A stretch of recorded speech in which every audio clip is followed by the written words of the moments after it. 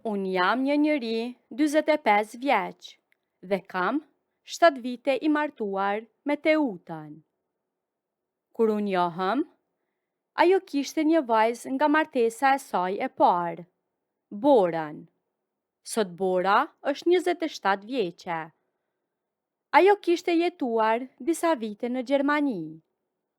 Por, para 3 muajsh, ajo u kthye në Shqipëri pas një ndarje me të fejuarin e saj. Erdhi të jetonte me ne në shtëpi. Marrëdhënia ime me Teutën kishte kohë që ishte ftohur, pra, me gruan time. Shtëpia jon ishte bërë thjesht një vend ku hanim darkë në heshtje dhe shihnim televizor deri vonë. Në mes të muajit, Teuta duhej të shkonte për 2 javë në një trajtim pune, në një qytet tjetër. Ditën që ajo u nis, ra një shi i madh, që zgjati me orë të tëra. Atë mbrëmje, unë u ktheva nga puna rreth orës 18 të mbrëmjes. Bora ishte në shtëpi. Ajo kishte përgatitur një çaj dhe po qëndronte te dritarja e sallonit. Nga stuhia dhe erërat e forta, dritat ekën papritur. Shtëpia u zhët në errësirë. E vetmja dritë vente nga fenerët e makinave që kalonin rrallë poshtë në rrugë. Duke kërkuar në shtëpi, gjeta 2 qirenj në kuzhinë. I ndeza dhe i lash mbi tavolinën e sallonit. U ula në njërin karrige, ndërsa Bora u ol përballë meje.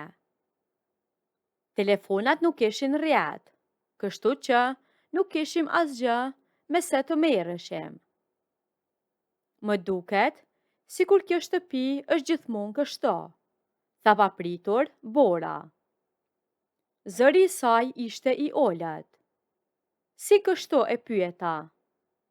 E heshtur e errët. Edhe kur dritat janë ndezur, këtu nuk ka as pak gjallëri.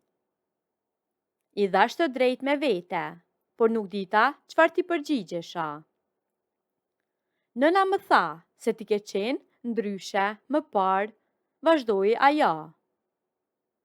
Më tha se ke qenë njëri që qeshje, që delje, që bëje gallat. Çfarë të ndodhi? Nuk më ndodhi asgjë, i thash.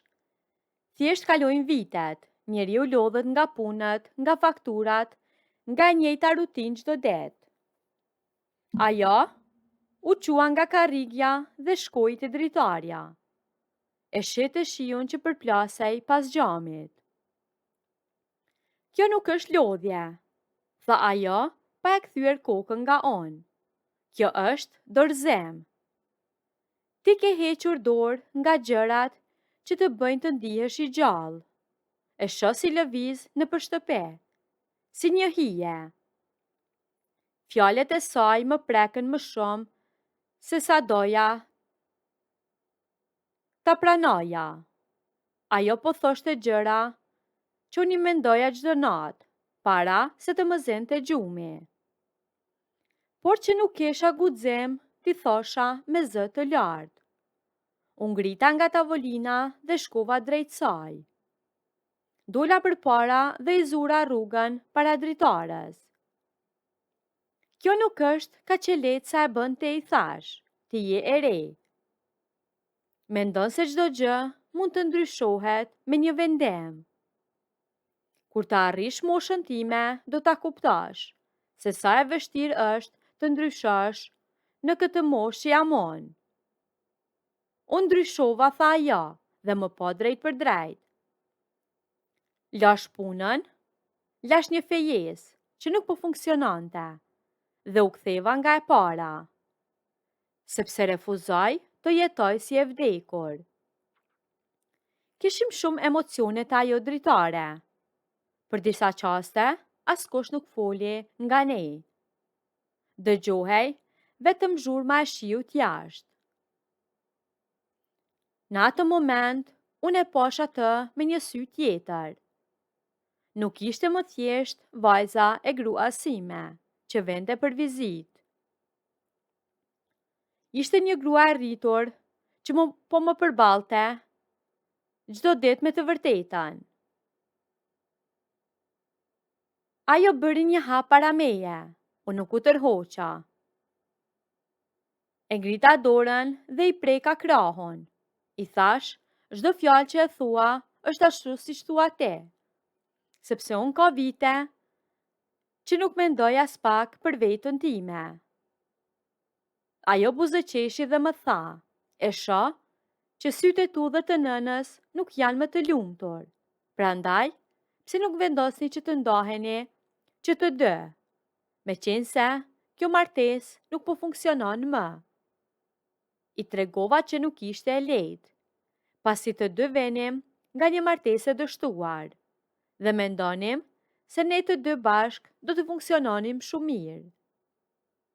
Por ajo me një herë mohoi atë gjë, dhe tha që jeta është shumë e shkurtër, prandaj duhet që ne ta shfrytëzojmë. Fjalët e saj vetëm më rrëqetnin trupin. Me vete e mendoja si do të isha unë me të. Por e dija që ajo ishte sikur të ishte vajza ime. Prandaj, nuk isha aq i fortë sa të përballoja një gjë të tillë nëse do më refuzonte. Sepse unë mendohesha shumë, sikur t'ja përmendja një herë, nëse ta provonim ne të dy bashk pa e kuptuar te uta. Shihej se dhe Bora ishte një person që dëshironte diçka nga unë.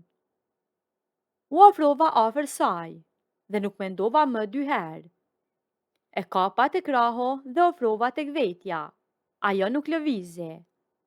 U përkula pak drejt saj dhe e putha në faqe.